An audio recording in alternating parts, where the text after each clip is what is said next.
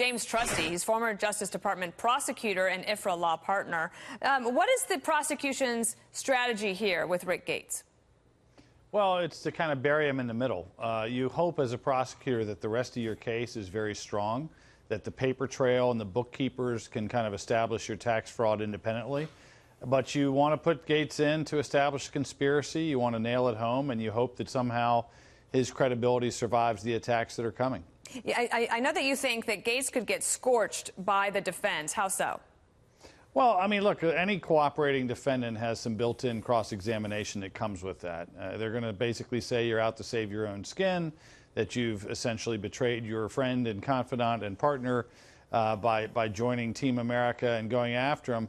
One of the aggravators here, however, is that apparently in some of the first meetings that Mr. Gates had with the government, he continued to be dishonest. It's not the first time that's happened, believe me. But that adds some additional baggage because the cross-examination really ramps up and talks about how you lied to these agents, you lied to these prosecutors, but they still want you on their team. And so you kind of put the prosecution on trial a little bit when the prosecutor has a cooperator with a track history of lying to his face. With the accountant that Peter Doocy was reporting on, she testified on Friday. She said that she felt like it was wrong, but she did it anyway. Is she in any sort of trouble? Well, it sounds like not. I mean, one of the tactics you can do as a prosecutor is just basically say, look, I'm viewing you as a witness. I'm not making you any promises, and you get up on the stand and tell the truth. The person gets up on the witness stand, and they're kind of hard to impeach by cross-examination because they say I could still be charged. And they're kind of twisting in the wind a little bit, but it gives them some credibility. But I know there's a number that were immunized. She might have been one of them. How awkward is it for the defendant to be there, Paul Manafort, and then somebody like Rick Gates? They were colleagues for a long time, partners, and now obviously on opposite sides of this very high-stakes trial. How awkward is that for the lawyers that are in the room as well? Well, I mean, look, that's, again, pretty common in federal cases to see cooperators who had some sort of pre-existing relationship with the defendant. So they're probably not going to give each other a little fist bump or high five as they pass. But I wouldn't expect a lot of theater either. Most likely Manafort's attorneys have said, do not react, do not do anything but take your notes and let him do his thing. I want to change topics really quickly because this trial we're talking about is not about collusion in any way.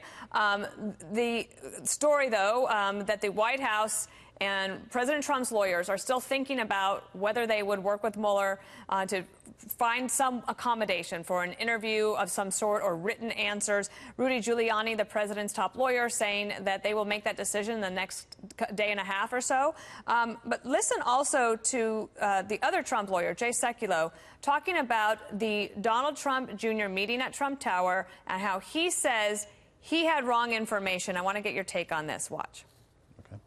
There was a lot of information that was gathering, and as my colleague Rudy Giuliani said, I had bad information at that time. I made a mistake in my statement. As far as when did we correct it, the important part is the information that we've shared with the Office of Special Counsel. I'm not going to get into the details, but we were very clear as to the situation involving that trip and the statements that were made to the New York Times.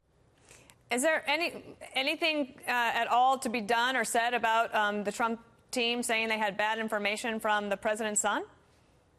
Yeah, you know, I think their message has been so scattered that it's kind of hard to take any of it all that seriously at this point. I mean, the message that comes out has been very inconsistent from the White House. I understand it's a pretty difficult situation in terms of your client being on Twitter all day long, but they need to just maybe have a single message and convey that consistently and not overreact. James, are you new here? I don't think that's going to happen. Let me ask you about one other thing, because you have worked in the government. You've worked on prosecutions. Tell me about the use of false statements and how it applies here in this case and how maybe it didn't apply to Hillary Clinton and her team. Well, I think that's a real interesting dynamic here. You know, 1001, 18 U.S.C. 1001 is the section that's charged for false statements to law enforcement.